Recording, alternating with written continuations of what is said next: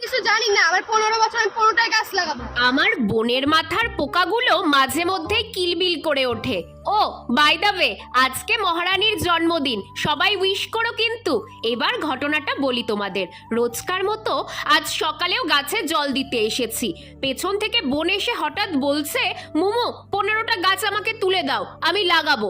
সকালবেলা স্বপ্ন টপ্ন দেখে ভুলভাল বকছে বোধহয়, এই ভেবে আমি ইগনোর করছি। কিন্তু না, ও কিছুতেই পেছন ছাড়ছে না। আরে কি সমস্যা বলতো, কি করবি 15টা গাছ? জিজ্ঞেস করতেই বলছে, আজকে আমার 15 বছরের জন্মদিন, তাই আমি 15টা গাছ লাগাবো।